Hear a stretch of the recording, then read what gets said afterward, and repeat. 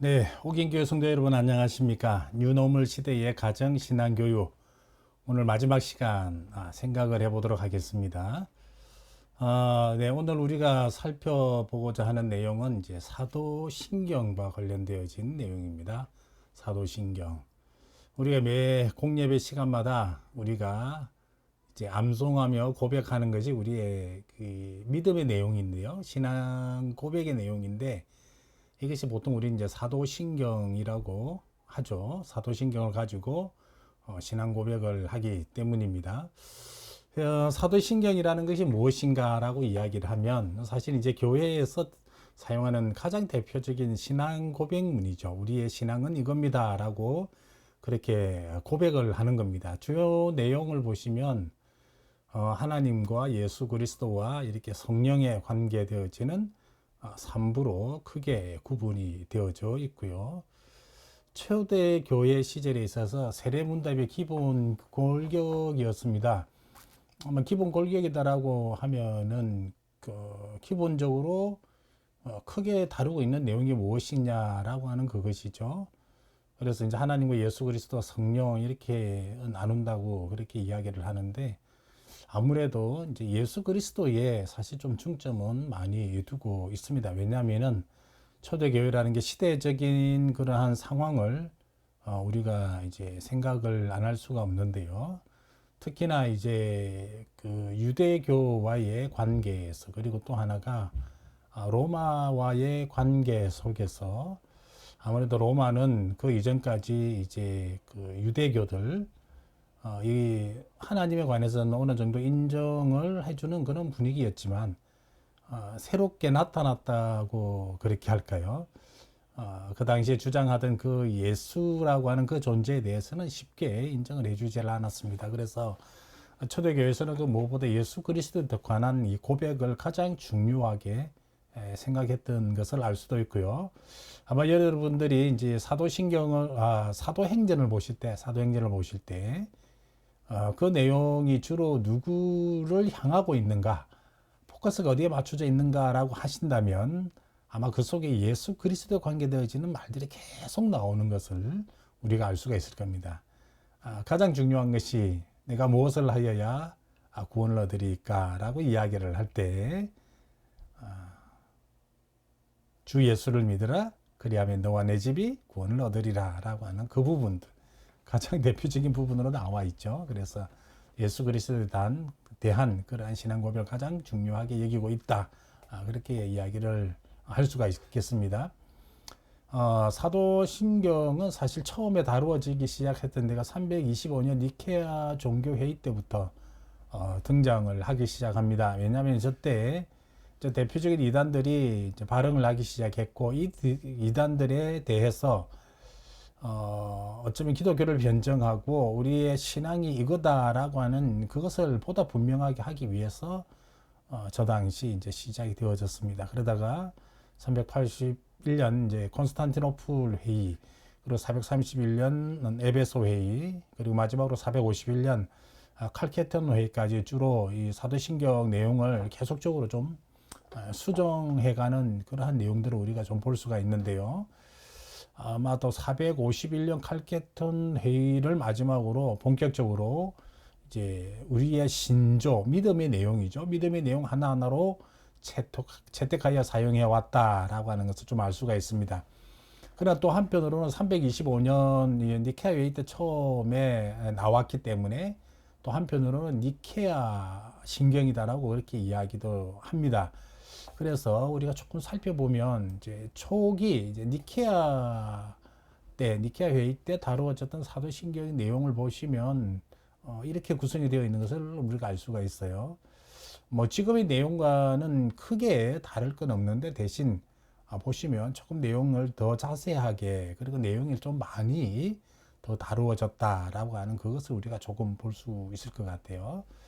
우리는 하늘과 땅을 지으시고 보이는 것이나 보이지 않는 모든 것을 지으신 전능하신 아버지이신 한 하나님을 믿습니다.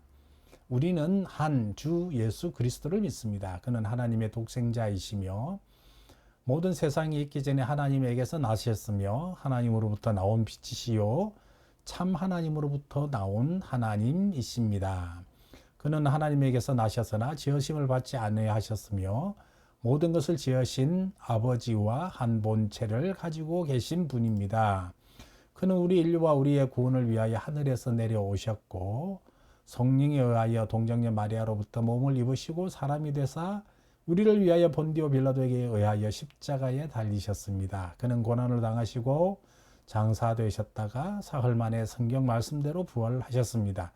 그는 하늘로 오르사 아버지의 우편에 앉아 계시다가 영광 중에 다시 오셔서 산자와 죽은 자를 심판하실 것입니다. 그의 나라는 영원 무궁할 것입니다.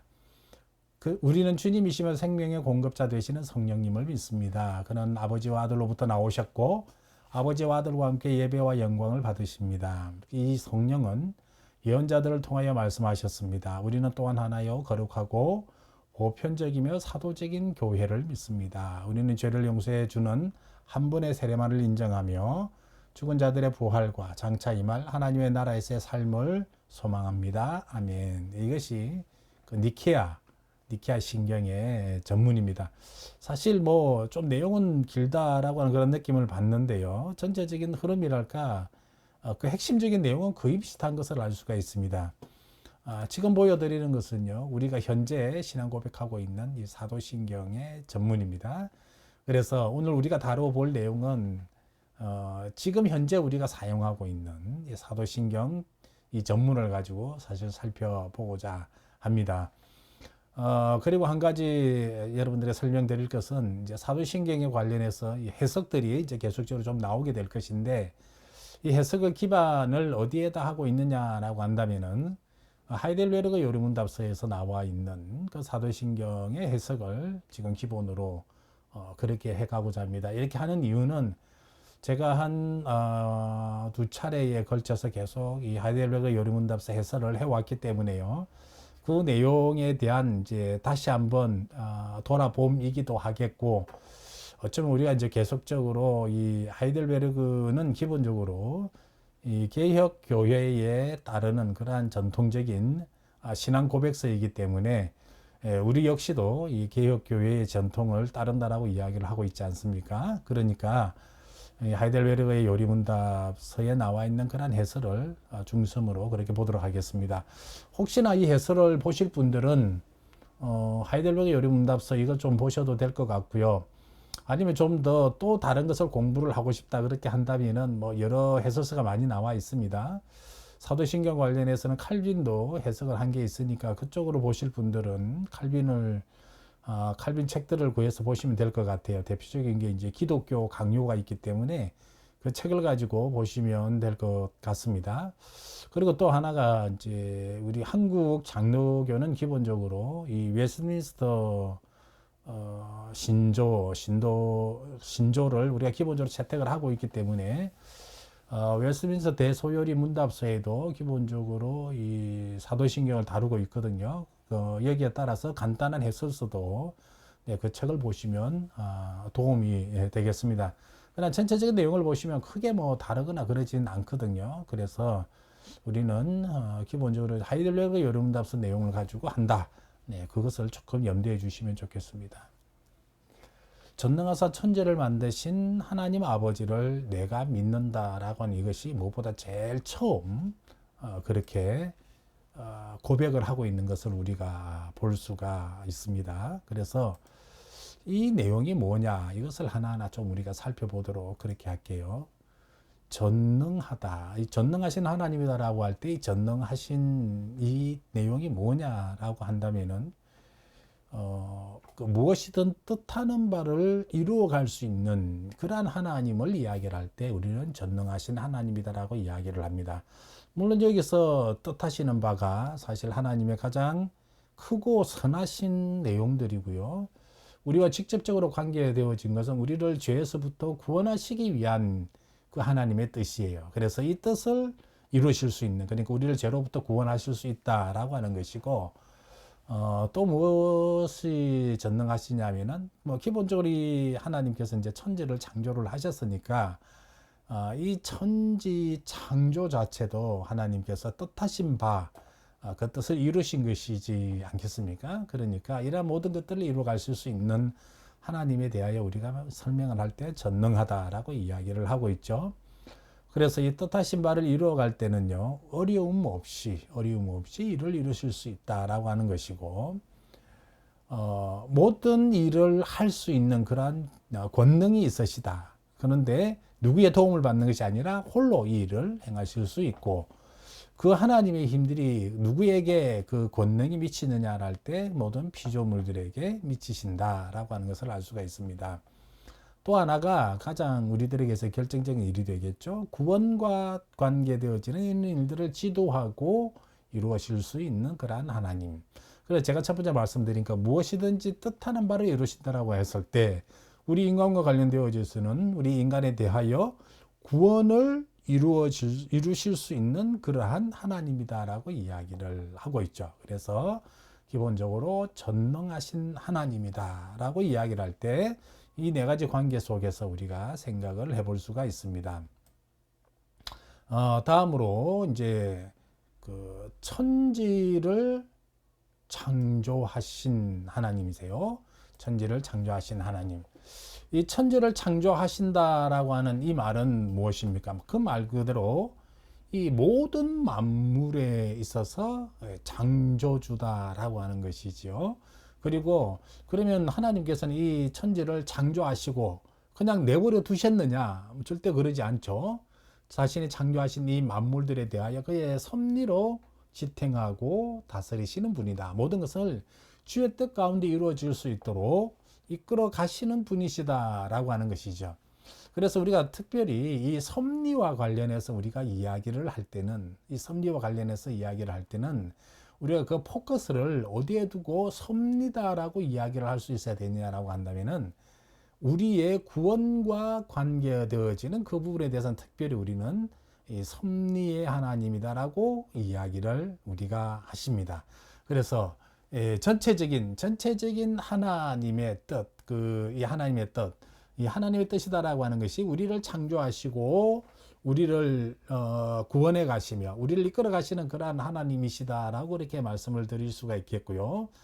섭리라고 이야기는 조금 더 좁은 의미에서 우리를 구원하시기 위하여 우리를 어쩌면 하나님의 뜻 가운데 이끌어 가시는 그러한 것들로 이해를 하시면 될 것 같아요. 그래서 천지를 창조하신 하나님이다. 섭리로 지탱하시지만 또 나를 창조하시고 그리스도 안에서 구원을 얻게 하시는 그러한 분이 창조주 하나님이시다라고 하는 것을 우리가 알 수가 있습니다. 그래서 이 하나님에 대하여 우리가 어떻게 하고 있습니까? 이 하나님 아버지를 내가 믿는다라고 그렇게 이야기를 하는 것이죠. 하나님 아버지, 왜 하나님이 아버지가 되시느냐? 왜 아버지가 되시느냐? 이것이 그 예수 그리스도가 그 하나님의 아들이 되시고 예수 그리스도는 하나님에 대하여 아버지라고 부르고 계시잖아요. 그죠? 그렇게 부르시는 거 우리가 성경 말씀에 많이 보고 있습니다. 특별히 신약 성경에서 계속적으로 예수님께서는 하나님에 대하여 아버지 하나님이라고 그렇게 부르시고 계시죠. 그래서 이 예수 그리스도에 인하여 또한 하나님은 나의 아버지가 되신다라고 하는 것이고 그래서 그 아버지 되심을 나 또한 믿습니다라고 그렇게 우리가 고백을 하죠. 그래서 전능하사 천지를 만드신 그 하나님 아버지를 믿는다라고 하는 이 내용 우리가 살펴보았고요. 다음으로 이제 그 아들 예수 그리스도를 믿사오니 그 아들 예수 그리스도를 믿는다. 예수 그리스도를 내가 믿는다고 할 때 그 예수 그리스도가 그럼 누구냐라고 하는 그런 물음도 당연히 나오게 되죠. 여기서 보시면 우리가 처음에 누구를 믿는다라고 고백을 했습니까?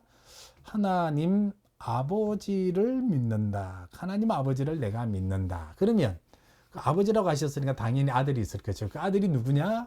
예수 그리스도다라고 하는 것이죠. 그래서 예수 그리스도를 믿는다라고 하는 이 말은 내가 처음 하나님 아버지를 믿는 그 동일한 그 믿음 가지고 그의 아들 예수 그리스도를 믿는다라고 하는 것이죠. 왜 우리가 그 예수 그리스도를 하나님과 동일한 그러한 관계 속에서 믿어야 됩니까? 요한복음 14장에서 보시면 하나님을 믿으니 또 나를 믿으라. 하나님을 믿는 그것으로 자기 자신 예수 그리스도를 믿으라라고 이렇게 말씀하고 계시다라고 하는 것이죠.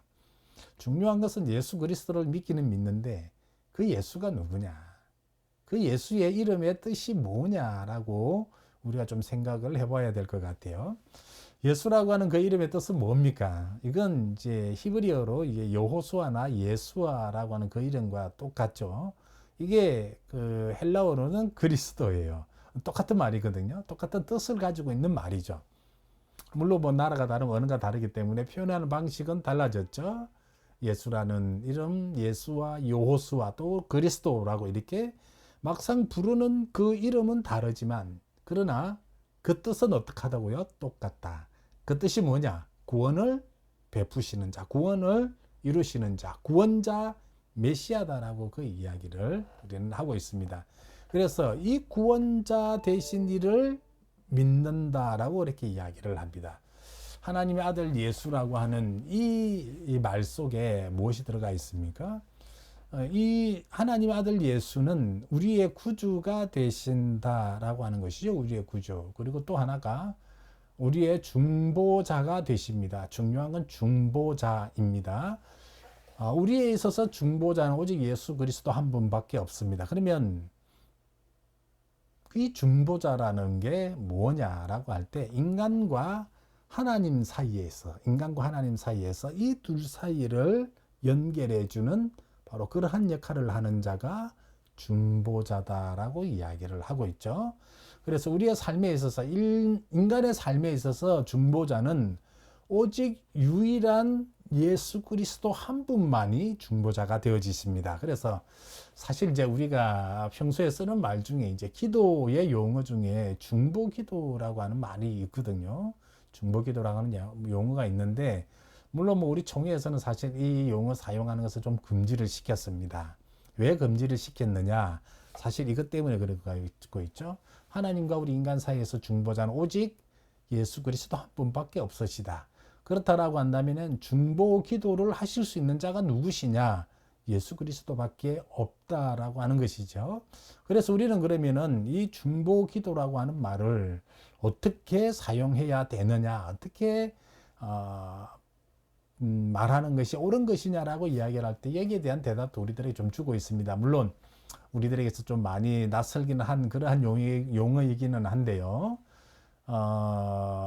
남을 도우는 기도, 남에게 도움을 주는 기도라고 그래가지고 뭐 그대로 남을 돕는 기도 뭐 그렇게 이야기를 해도 되는데 조금 낯설기도 하죠, 그죠? 그러니까 이름도 약간 길어지니까 조금 우리가 쓰기에는 조금 힘들어지는데 남을 도우는 기도, 남을 돕기 위한 기도.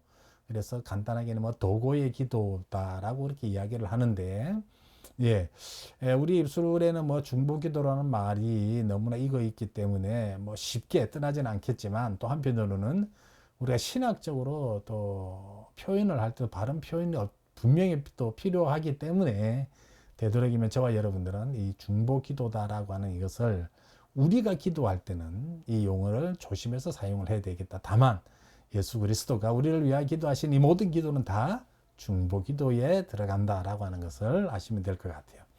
죄책과 형벌의 악으로부터 구원하시는 자, 죄로부터 구원해 주시는 분이 예수 그리스도다라고 하는 것이고 유일하고 완전한 구세주가 하나님의 아들 예수다. 그 예수 그리스도다. 그래서 우리는 다른 것도 아닌 이러한 이 모든 사역을 이루어 가시는 바로 그 예수 그리스도를 우리가 어떻게 한다? 믿는다라고 그렇게 고백을 하고 있습니다. 특별히 예수 그리스도와 관련해서 우리가 조금 생각해 볼 내용이 있는데요. 그건 이제 그리스도의 삼중직과 관련해서 우리가 생각을 해봐야 될 겁니다. 예수 그리스도다라고 이야기를 하면 항상 이 삼중직은 따라오는 내용들이거든요. 그러니까 이번 기회에도 여러분들 좀 명확하게 이 개념들을 좀 이해를 하고 계시면 좋겠습니다. 그리스도의 삼중직이라는 게 뭐냐? 세 가지 중요한 직책을 맡아가지고 있다라고 하는 것이죠. 그것이 첫 번째는 선지자, 두 번째는 제사장, 세 번째는 왕입니다. 선지자가 구약 성경에서 보시면 주로 하는 일이 뭡니까? 하나님의 말씀을 전하는 그죠? 있는 그대로 근데 그 말씀에 보면은 선지자가 하나님의 말씀을 전할 때 보면은 주로 어떤 내용을 전했느냐. 아무래도 하나님의 복을 전하는 말씀도 있었지만 그보다는 하나님의 심판의 말씀을 더 많이 전했습니다. 왜냐하면은 인류가 하나님을 떠나서 하나님의 말씀을 떠나서 죄악 가운데 있기 때문에 거기로부터 돌아오시게 하기 위한 일들을 주로 누가 감당을 했느냐? 그게 이제 선지자로서의 그러한 직임을 맡은 자들이 담당을 했죠.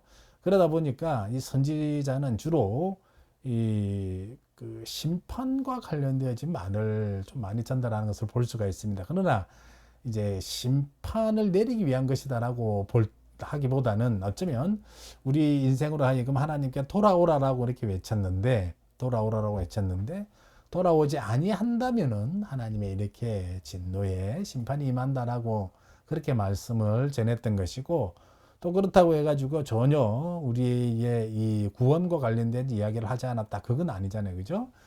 돌아오라라고 외쳤을 때 돌아오면 당연히 하나님께서는 그러한 우리들을 맞아주시고 하나님의 은혜 가운데 베풀게 하셨음을, 살아가게 하셨음을 우리는 분명히 알 수가 있습니다. 그래서 선지자는 아버지의 뜻을 나타낸다. 어떻게 하든지 안타까운 그러한 아버지 하나님의 마음을 사람들에게 전하게 하셨어.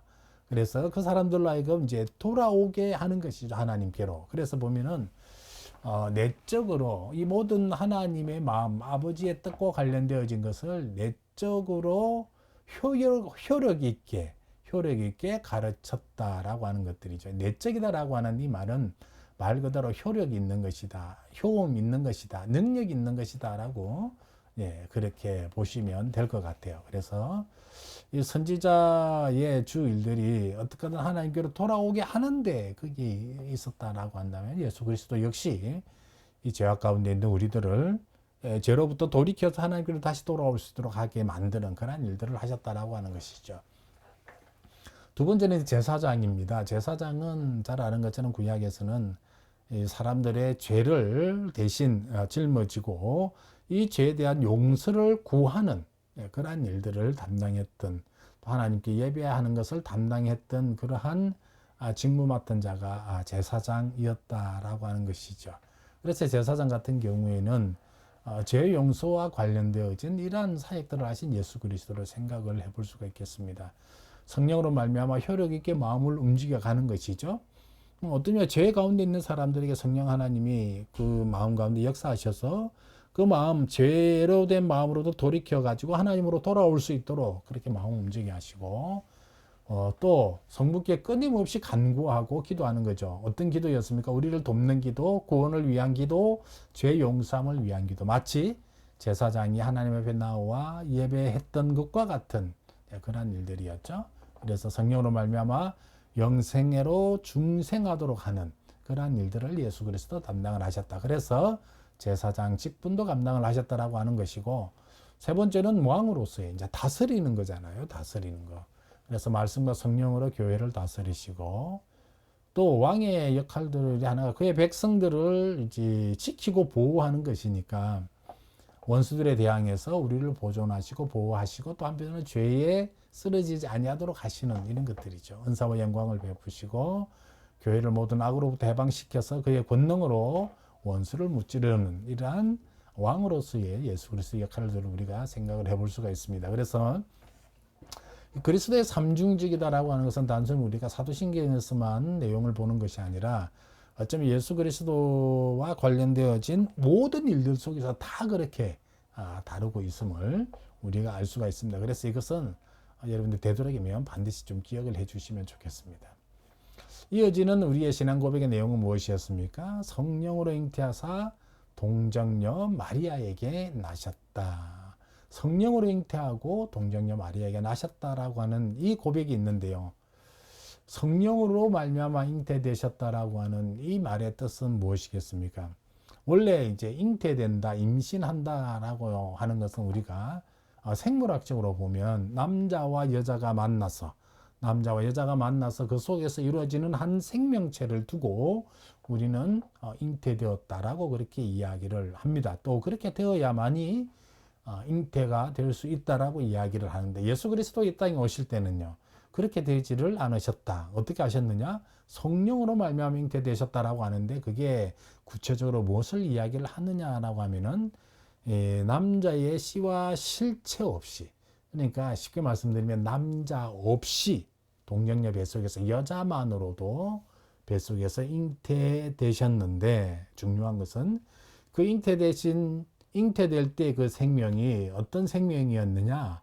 완전한 인간이었다라고 그 이야기를 하고 있죠. 그래서 이 인성이다라 완전한 사람이다라고 하는 이것이 어머니로부터 형성되었다라고 우리가 이해를 하시면 될 것입니다. 그런데 그럼 왜 이렇게 오셔야 됐느냐? 왜 성령으로 잉태되셔야만 됐느냐? 중요한 것은 우리 인간의 몸을 입고 우리들에게 오셨어야 했어요. 왜냐하면 우리 인간을 구원하시기 위했기 때문에 인간을 구원하시기 위해서는 인간의 몸을 입고 이 땅에 오셔야 되는데 중요한 것은 남자와 여자의 이 사이에서 태어나게 되어진다면은 가장 결정적인 문제가 죄의 문제거든요. 원죄의 그러한 영향을 받으실 수밖에 없다라고 하는 것인데 이러한 죄로부터의 완전한 자유함 이것 때문에 이제 성령으로 잉태될 수밖에 없었다라고 하는 것이죠. 그래서 성령께서 거룩하게 잉태를 되게 하셨기 때문에 원죄와는 전혀 상관없이 쉽게 말씀드리면은 죄가 없이 이 땅에 오셨다라고 하는 것들이죠. 그러면 죄 있는 몸으로 오시면 어떻게 됐느냐? 죄 있는 몸으로 어떻게 되시냐? 이것은 죄악되고 정결하지 못한 육체에서 나는 것은 그 육체 자체도 죄가 될 수밖에 없는 것이고요. 거짓될 수밖에 없고요. 헛될 수밖에 없고요. 그리고 모든 일들을 할 수가 없어요.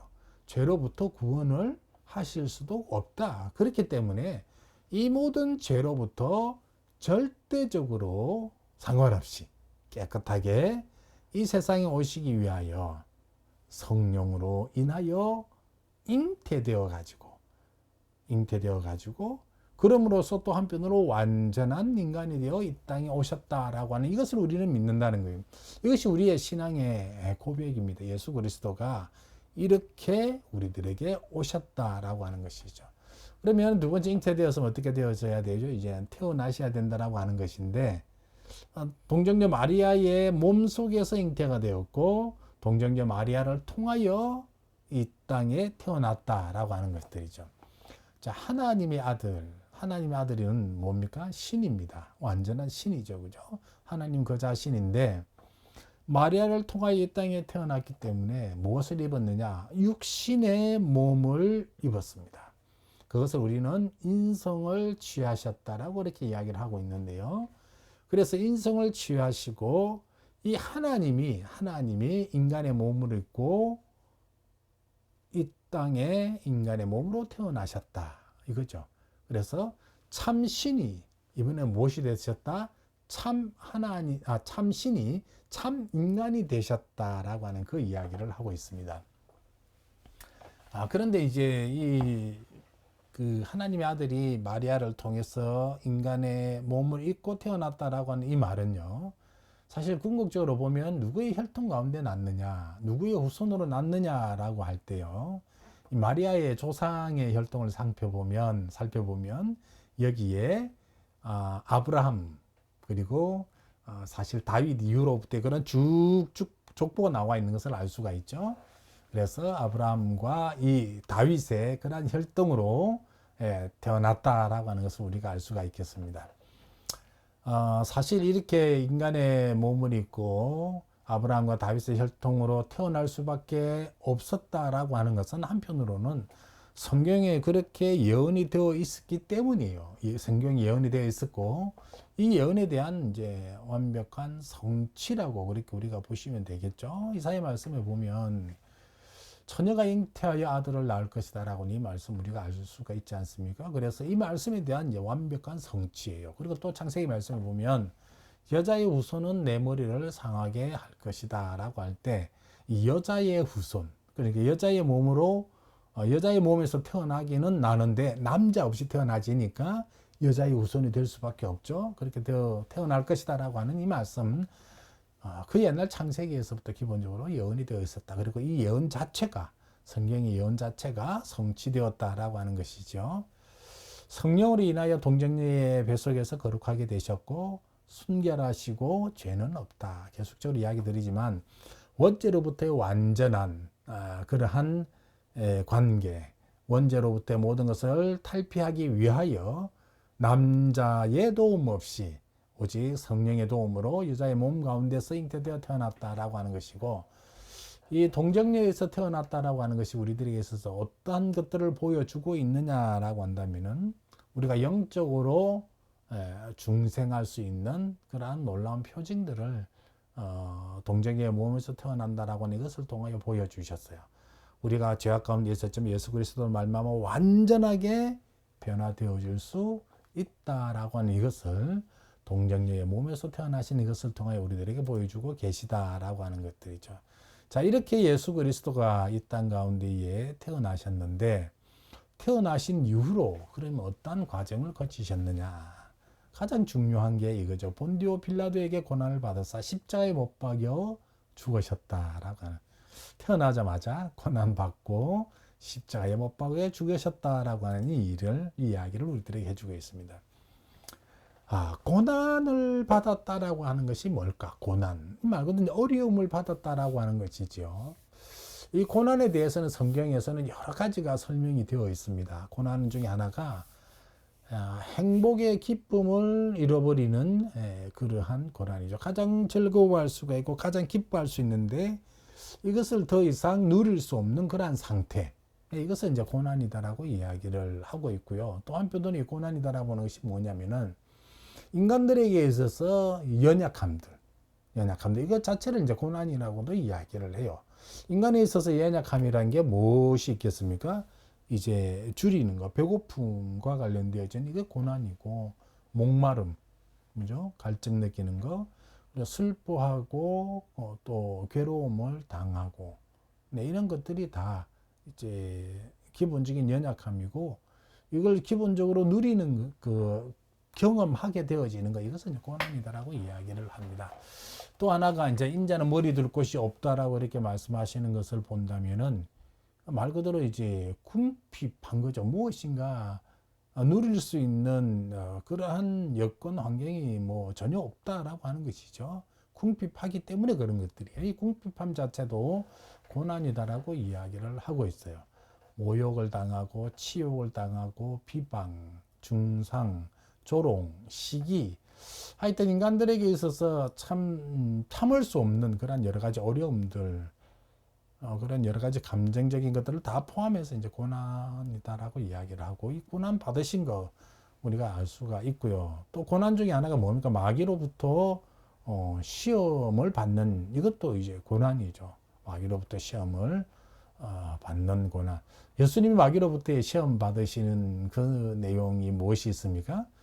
사실 뭐 가장 대표적인 게 그 40일 그 금식하신 이후에 마귀가 찾아와서 이제 그 시험하는 그런 부분들이 있죠. 어쩌면 예수 그리스도의 이 땅에서의 구원 사역을 할 수 없도록 만들려고 하는 그러한 마귀의 어쩌면 하나의 꼬임이랄까, 마귀의 몸부림이랄까, 뭐 그런 것들 자체도 사실 여기서는 고난이다라고 이야기를 하고 있습니다. 또 영혼에 이제 쓰라린 고뇌 같은 것들이 있죠. 영혼에 있어서 쓰라린 고뇌, 예수님께서 이제 언제 당하셨습니까? 잡히시기 그 마지막 그날 밤에 할 수 있거든, 이 잔을 내게서 멀리하게 해달라라고 하는, 참으로 그 엄청난 그러한 고뇌들. 그러나 이제 사실 뭐 고난이라고 이야기를 하지만 한편으로는 이것이 예수님에게서는 그럼 전혀 감당할 수는 없었던 것이냐라고 한다면 그러지는 않았죠.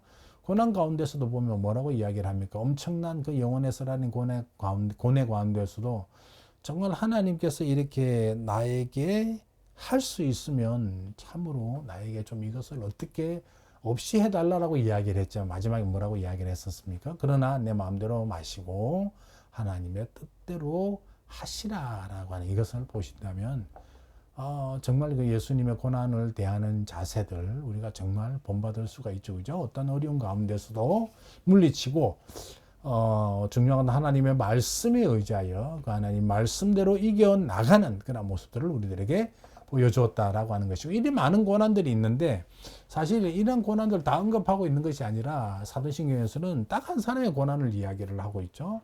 누구로부터의 고난이었습니까? 본디오 빌라도로부터의 그러한 고난이다. 아니 그러면 예수님께서 사실 뭐 고난을 받은, 또 예수님께 고난을 준 대상이 본디오 빌라도밖에 없었느냐?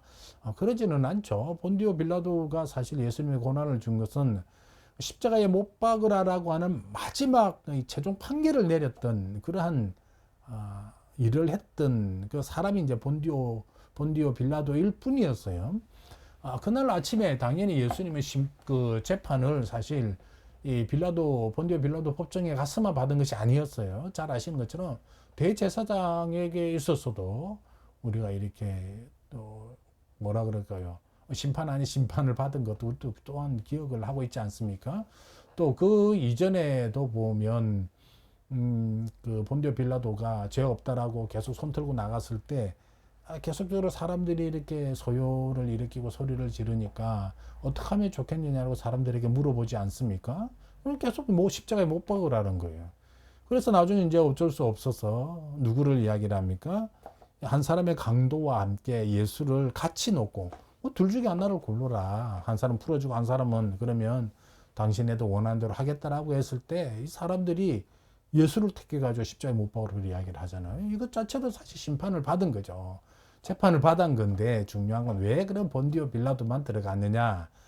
이게 조금 전에 말씀드린 것처럼 본디오 빌라도가 예수님에 대하여 십자가에 못 박으라고 가장 공식적으로 이 본디오 빌라도는 재판을 열었잖아요. 그죠? 재판을 열어가지고 공식적으로 어쩌면 선고를 내렸던 그 사람이 본디오 빌라도이기 때문에 이 사람이 거기 가운데에 들어가 있다. 정교 재판을 통해서 예수님 정죄를 그렇게 했다라고 하는 것들이죠. 그러면 사실 이 본디오 빌라도의 이 재판, 이것을 통하여 과연 우리들에게 어떠한 교훈을 주느냐라고 할 때 그 예언의 성취로 인해 감동을 받게 하신다라고 하는 것이죠. 뭐 어떤 예언이냐? 예수는 메시아이시다. 우리를 위하여 십자가에 달려 돌아가신 우리를 구원하시기 위하여 오신 그 분이다라고 하는 것을요. 본디오 빌라도를 통하여서 확실하게 보여주잖아요. 정식적인 재판을 통하여 십자가에 못 박으라라고 그렇게 이야기를 했기 때문에 어쩌면 성경에서 이야기하고 있는 그 모든 것들을 우리를 위하여 목숨을 버리심으로 우리를 구원하실 거라는 확실한 메시아로서의 그런 것들을 또한 본디오 빌라도는 우리들에게 보여주었다라고 하는 이것을 우리는 알 수가 있습니다. 중요한 것은요, 우리가 이 예수님이 이러한 재판으로 인하여 십자가에 달려 돌아가셨다라고 하는 이것마저도 믿습니다. 중요한 건 십자가에 달려 돌아가심으로 인하여서 우리들에게 어떠한 은혜가 임했느냐라고 하는 이것이죠. 그죠? 그것도 우리가 한번 살펴보아야 될 것인데, 자, 예수 그리스도 본디오 빌라도에 의하여 십자가에 달려 돌아가셨습니다. 십자가에 못 박혔다라고 하는 것들인데, 어쩌면 우리를 위하여, 우리를 구원하시기 위하여 그 죗값으로 죽는다라고 하는 거죠.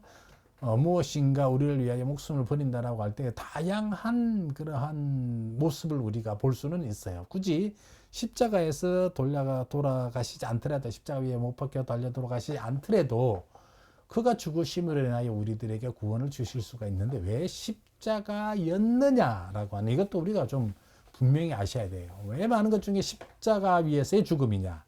이것은 우리의 죄 때문에 우리를 위하여 달려 돌아가셨다라고 하는 것을 이것보다 분명하게 보여주기 위한 하나의 그러한 상징의 모습이었다라고 그렇게 보시면 될 것 같아요. 자, 하나님으로부터 저주를 받은 자는 십자가에 달려 돌아가서 죽게 되어진다라고 하는 이 말씀을 우리가 기억을 하실 텐데요. 말 그대로 예수 그리스도의 십자가에 하나님의 저주 때문에 달려 돌아가셨어. 근데 중요한 것은 예수님의 그 자신의 죄 때문이 아니라 실상은 예, 우리의 죄 때문이었다라고 하는 이것을 십자가를 볼 때마다 우리가 분명하게 기억하시도록 십자가에 달려 돌아가셨다라고 하는 것이고, 자, 우리를 대신하여 저주를 당하심으로 저주를 당했다. 이 말은 뭡니까? 십자가에 달려 돌아가셨다라고 하는 것이죠. 그죠? 그것을 통하여 그 저주로부터 구원하셨다라고 하는 것을 믿음으로 확신함을 가질 수 있도록 그 십자가에 달려 돌아가게 하신 것이고, 우리는 그 십자가를 볼 때마다 우리가 하나님의 저주 가운데 있었던 우리 자신들을 생각해 보는 것이고, 그러나 이 저주가 영원토록 간 것이 아니라 예수 그리스도로 말미암아 다시 한번 우리가 나음을, 네, 우리가 다시 한번 그 죄의 용서함을 입었다라고 하는 것을 생각나게 하신다라고 하는 것들입니다. 죄의 처참함, 죄가 얼마나 처참한지 그 십자가에 하나님의 저주 가운데 적을 수밖에 없는데요. 그럼에도 불구하고 예수 그리스도가 나를 위하여 대신 십자가에 달려 돌아가심으로 인하여 속죄함을 입었다.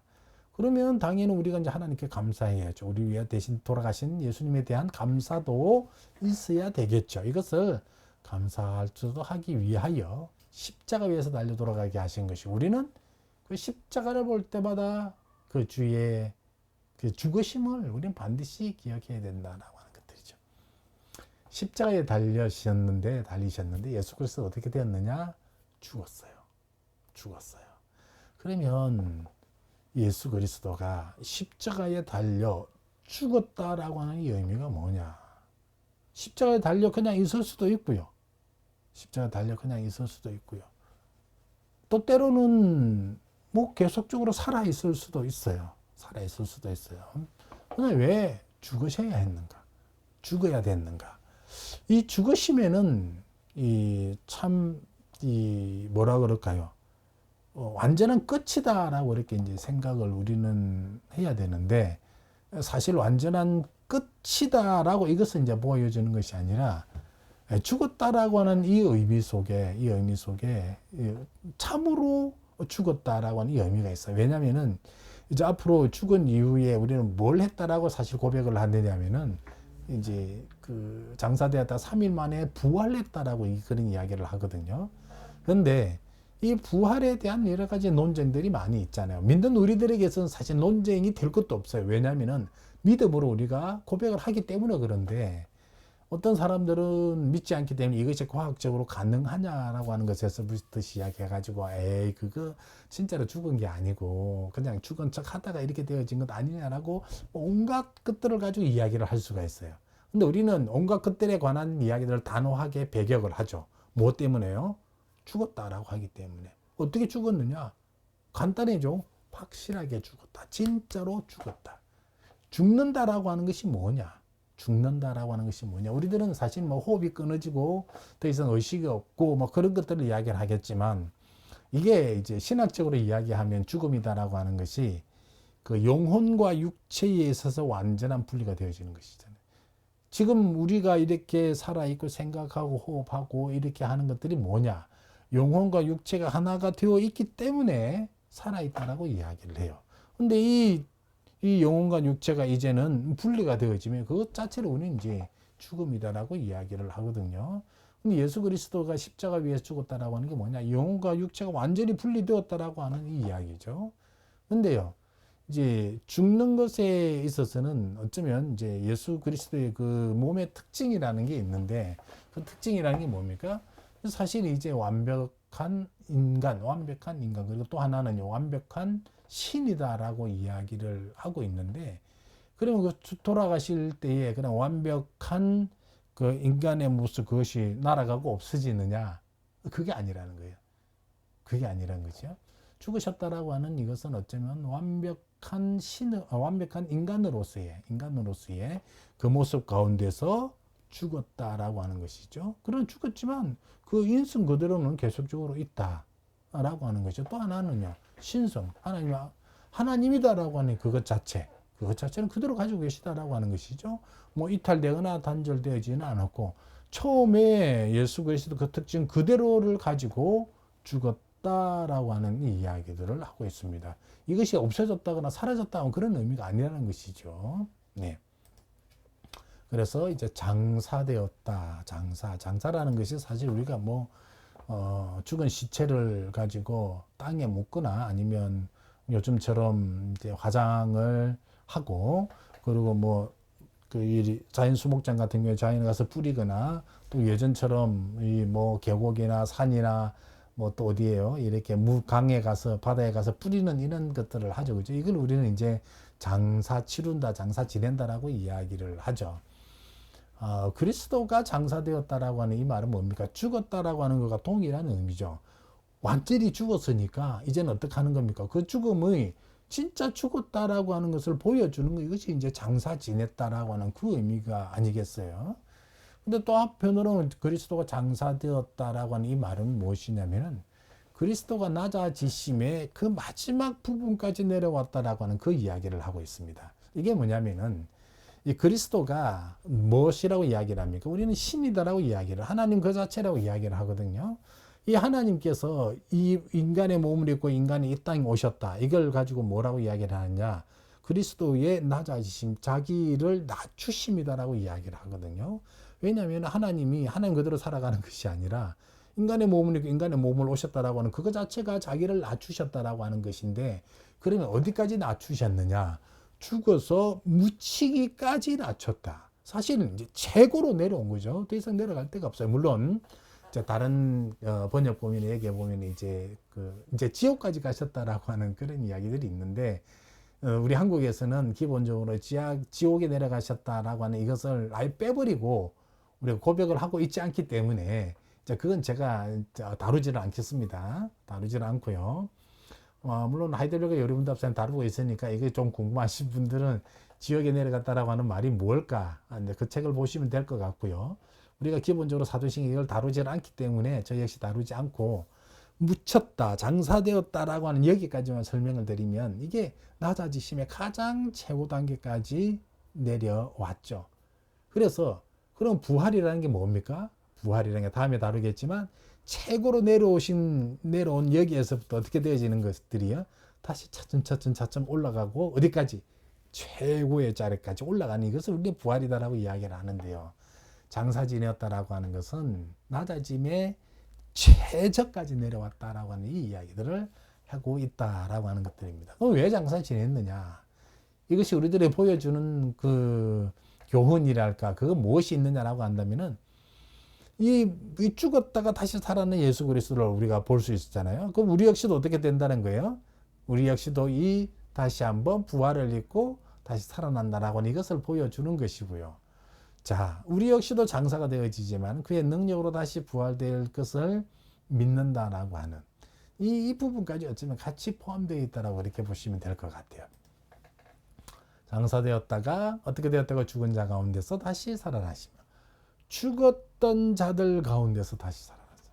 중요한 것은 예수님 당시만 하더라도 죽었던 자들 많이 있는데, 이 죽었던 자들 가운데 다시 살아난 사람이 과연 몇 명이나 있을까? 솔직히 성경에 보면 죽었다 살아난 사람 몇 명이 있긴 있거든요. 근데 그 외에는 없다라고 하는 것이죠. 그래서 죽은 자들 가운데서 다시 살아났다. 뭡니까? 진짜로 죽었다가 살아나신 것이 또한 진짜로 살아나셨다라고 하는 것들이죠. 중요한 건 뭡니까? 예수 그리스도는 참 하나님과 참 사람의 상태로 다시 살아나셨다.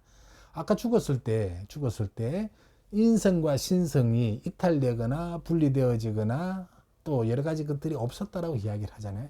그냥 그대로 죽었다가 부활이란 그냥 그대로 이렇게 살아났다라고 하는 이야기를 하죠. 그래서 참 하나님, 참 사람의 상태로 살아났다. 살아나실 때 어떻게 살아나시냐?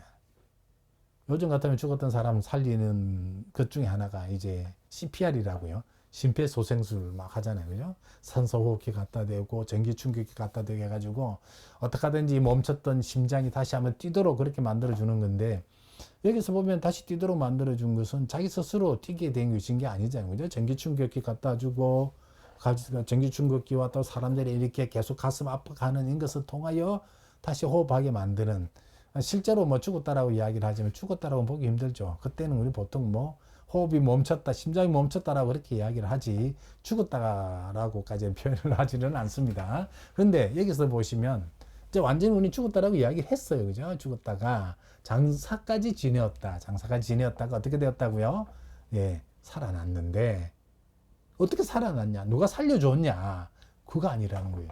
어떻게 해요? 자기 자신의 능력으로 살아났다라고 하는 이야기를 하고 있어요. 그것도 며칠 만에? 3일 만에 분명하게 살아났다라고 이야기를 하고 있습니다. 그 살아나셔가지고 어떻게 하셨어요? 하늘로 오르셨다. 자, 장사 지냈다. 맨 밑에까지 오셨다라고, 맨 밑에가 내려가셨다. 그래가지고 차츰차츰 올라가신다라고 할 때, 하늘에 올라가셨다라고 하는 것은 뭡니까? 최고까지 올라가셨다라고 하는 것이죠. 하늘에 올라갔다라고 하는 이 말의 의미가 뭐냐? 우리가 매일 아침마다 고개 들어 보는 태양이 떠 있는 그 하늘을 이야기를 할까? 저 멀리 하늘에 보면은 비행기가 날아다니고 이렇게 막 이 아름다운 구름이 떠다니는 그러한 하늘을 이야기를 하는 것인가? 그거 아니라는 것이. 여기서 말하고 있는 하늘이라는 것은요, 축복받는 자들의 장소. 축복받은 자들이 올라가는 장소. 이게 두 자로 이야기를 하면요, 뭡니까? 천국이죠, 천국. 하나님의 나라. 그래서 하늘에 올라가셨다? 하나님이 계시는 곳으로 가셨다. 두 번째는요, 인성에 따라서 하늘로 올라가셨다. 이게 뭡니까? 인성에 따라서 올라가셨다. 하나님의 아들 예수 그리스도 이 땅에 오실 때 인간의 몸을 입고 오셨잖아요. 그죠? 인간의 몸을 입고 그렇게 살아가시다가 인간의 몸을 입은 그 모습 그대로 돌아가셨어요. 살아나실 때도 인간의 모습 그대로 살아나셨어요. 그럼 하늘에 올라가실 때는 이 모든 몸이 다 변해가지고 이 신성 대신 그 예수 그리스도만 올라가셨느냐? 그게 아니에요. 우리의 눈에 보이는 그대로 올라가셨잖아요. 그죠?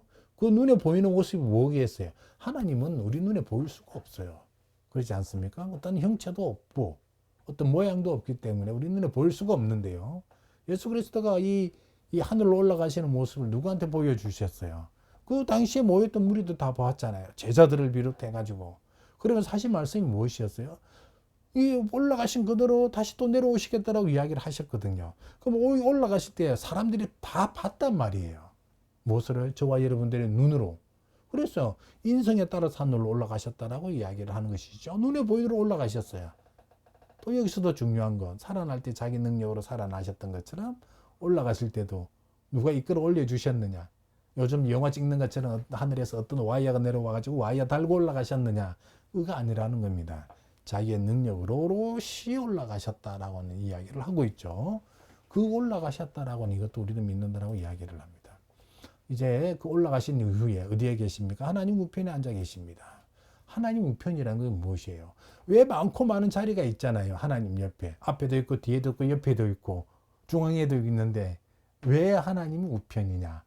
오른편에라고 하는 이 의미가 우리가 집중해서 보셔야 돼요. 이건 어쩌면 그 하나님의 오른손 할 때도 마찬가지인데 이 오른쪽이다라고 하는 것이 기본적으로 권능과 덕과 전능하심, 파워와 그 권능, 힘을 나타내는 그것이 오른쪽이에요. 오른편이에요. 그래서 이 오른편, 그 하나님의 그 오른편이다라고 이야기를 하고 있고 이 하나님의 오른편이란 또 어떤 자리냐면은 하나님과 동등됨.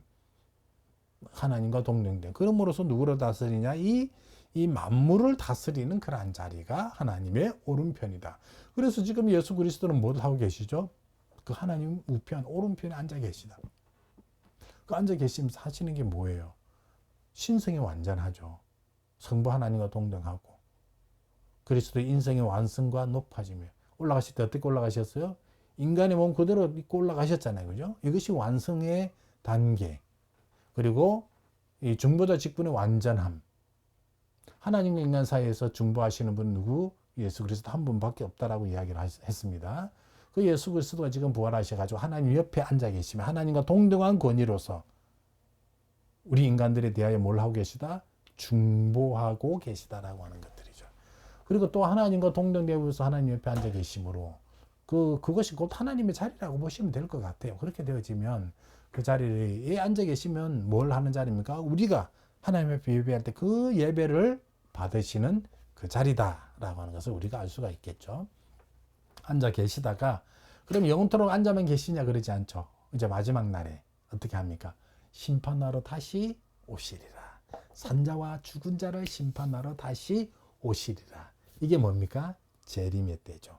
마지막 날이죠. 심판의 때예요. 자, 하늘로부터 구름 속에 그대로 오실 것이다. 올라가는 모습 본 그대로 오신다고 하셨으니까 구름 속으로 그대로 오실 것이다. 상상이나 가상이 아니라 우리 눈에 보이는 그대로 오실 것이다. 우리 눈에 보이는 그대로 가셨으니까 눈에 보이는 그 모습 그대로 우리들에게 이제 오실 것이다.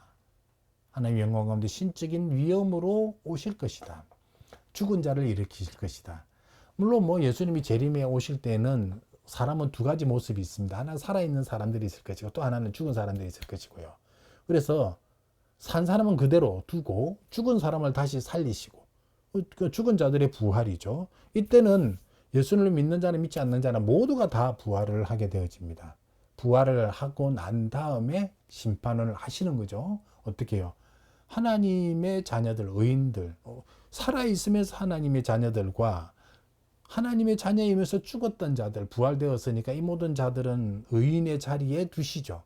경건한 자를 구원하시죠.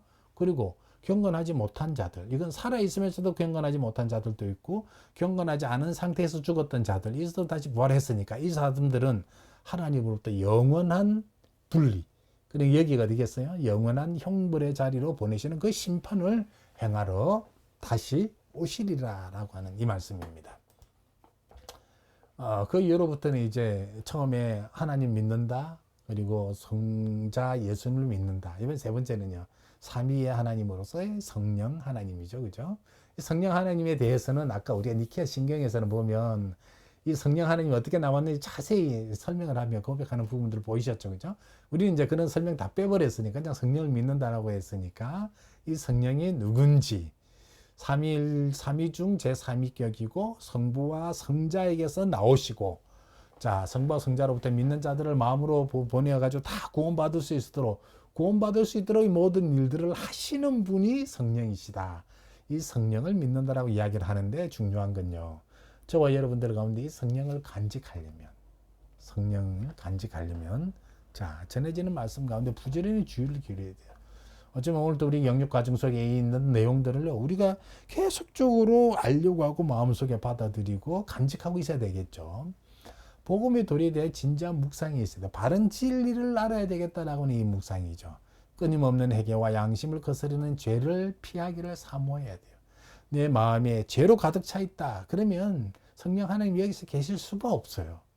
그죠? 그래서 나의 모든 여기는 죄를 벗어버리려고 하는 꾸준함의 진지한 기도 가운데도 있어야 돼요. 항상 깨어 기도할 수 있어야 돼요.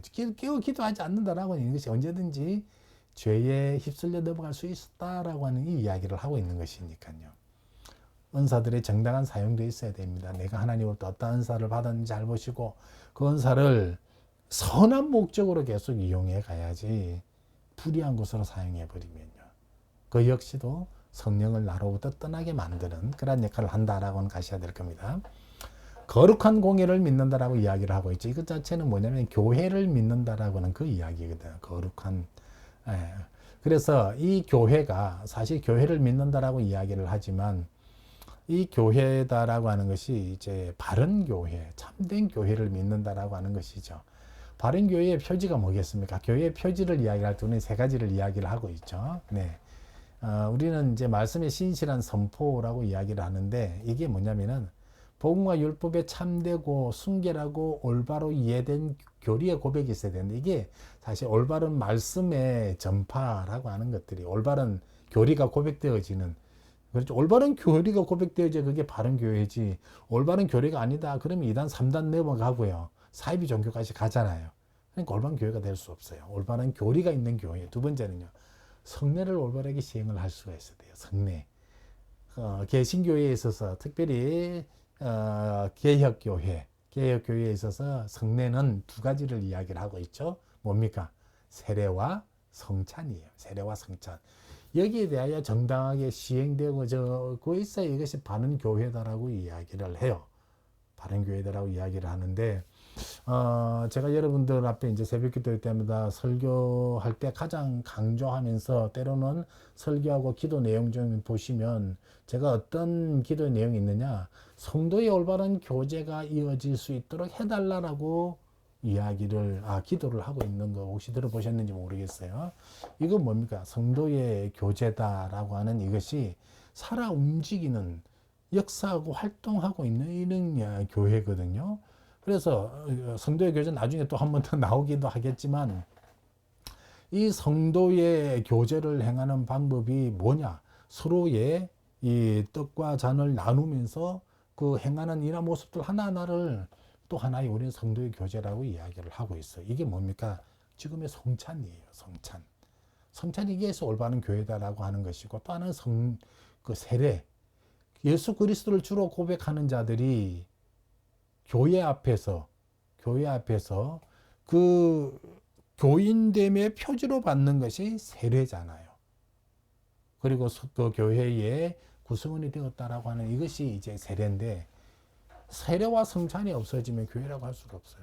더 이상 새로운 성도는 계속 없다라고 하는 말이고, 또 하나가 너와 나는 하나됨이다라고 하는 이것 자체가 없다라고 하는 것들이잖아요. 그러면 교회는 뭐예요? 당연히 죽은 것이죠. 생명이 없으니까 그게 없다는 것 아니겠어요? 코로나 상황 가운데서 세례도 많이 없어지고요. 뭐 같이 모일 수 없기 때문에 없어졌다라고 하는 것도 없잖아 있고, 또 한편은 새 가족이 없으니까 세례를 할 수도 없는 거죠. 그리고 또 하나 성찬도 없어요. 코로나 때문에 이 성찬에 이런 모습들이 있어야 되는데 없던, 그건 뭐죠? 성찬이 없어졌다? 교회 모습이 이상해졌다? 교회가 아니다라고 이야기를 할 수 있는 그런 상태가 되었다라고 하는 것을 우리가 아셔야 될 겁니다. 그래서 참으로 우리 교회 가운데도 빨리 세례와 성찬이 회복되어질 수 있도록 우리가 기도를 계속 하셔야 돼요. 그러므로써 이 세례와 성찬의 이제 회복을 통하여서 이 올바른 교회가 되어지도록. 그리고 다시 말하면 우리가 믿고 있는 이런 거룩한 공예, 거룩한 교회를 위하여 우리 애쓰며 나가야 될 것입니다. 그리고 교리와 사역에 대한 복종을 고백하는 것이죠. 이게 이제 권징에 대한 신실한 시행이다라고 이야기를 하고 있는데, 믿음의 생활 잘하는 자들에게는 당연히 격려해야 될 것이고, 이 믿음에 대한 정당한 지시나 그러한 해야 될 일들에 대하여 반항하거나 하지 않는 자들에 대해서는 여러 가지 방법으로서의 치리하는 것이 분명히 살아있어야 그것 또한 살아있는 교회다라고 이야기를 할 수가 있습니다.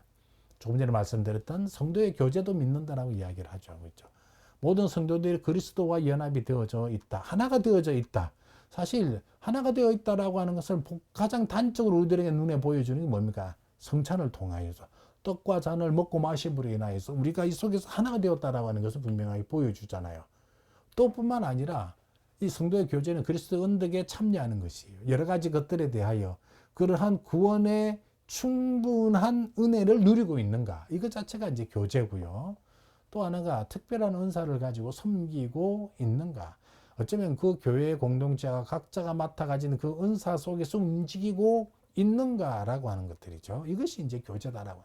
단순히 모여서 먹고 마시고 즐기고 이야기하고 뭐 이것만 교제라고 하는 것이 아니라 이 속에 복음과 관련되어진 그리스도 은사와 관련되어진 모든 것들이 하나하나 잘 드러나고 있는가. 이러한 교회를 우리는 믿는다라고 이야기를 합니다.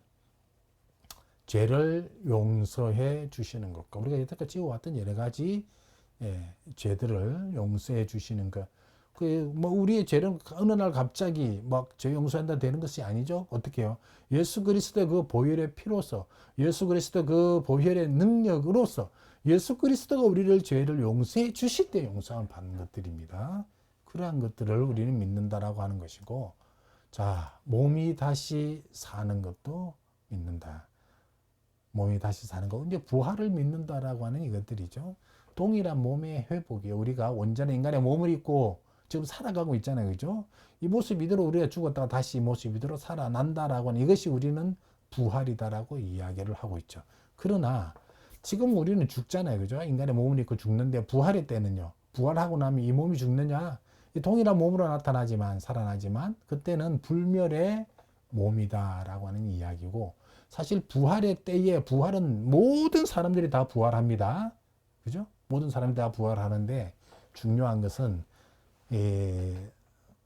의인들, 하나님의 자녀들은 다시 부활을 입고 예수 그리스도의 영광의 그 잔치에 참여하지만 이 불의한 자들, 악인들, 얘네들은 부활하지만 그 부활체를 입고 영원한 형벌 가운데 들어간다라고 하는 것을 우리가 아셔야 될 것입니다. 마지막으로 뭐라고 이야기를 하죠? 영원히 사는 것을 믿는다. 영원히. 이 영원히 산다라고 하는 것은 무엇이냐라고 이야기를 할 때 이걸 보시면 돼요. 우리는 시작이 있어요. 어떻게요? 이 땅에 태어나잖아요. 그러나 그 끝은 어떻게 될까요? 없다라고 하는 것들이에요. 이게 우리가 믿고 고백하는 영원이다라고 하는 것들입니다. 이 영원히 사는 것을 믿는다. 그래서 영원한 생명이다, 영생이다라고 하는 것은 중생을 얻고 영광을 얻은 사람들이 영원한 존재가 되어지는 것, 하나님의 형상의 완전한 회복을 입고 영원토록 살아가는 것을 우리는 영생이다라고 이야기를 합니다. 그러면 이제 여기까지 우리가 사실 사도신경 모든 내용들을 다 살펴본 거예요. 사실 이 사도신경 내용을 뭐 몇 년에 걸쳐서 좀 보는 내용들인데, 저는 이제 하이델베르를 한 2년 동안 우리가 좀 살펴본 적도 있고요. 또 하나가, 사실 이제 이러한 어려운 내용은 아니고 좀 간단한 내용들, 간단하게 우리가 이것마저도 이해해도 충분하다고 봐져요. 왜냐면은 이것이 당연히 우리도 알아야 되겠지만, 한편으로는 이것을 통해 가지고 뭘 하기 위함이냐. 가정에서의 신앙교육을 하기 위함이거든요. 그러기 위해서는 이 내용들을 가정에서 가르치는 자들이 이 정도 수준만 알아도 저는 크게 문제는 없다고 봐요. 이것만 하더라도 사실 우리의 모든 신앙의 내용들 다 다룬 그러한 내용들이거든요. 이것만 제대로 알아도요, 이단에 절대로 넘어갈 일이 없어요. 그 누구가 찾아와가지고 자기네 교회, 자기네 믿음의 단체에 들어오면 우리에게만 믿음이 있다라고 이야기를 하다 절대 그게 넘어갈 일이 없어요.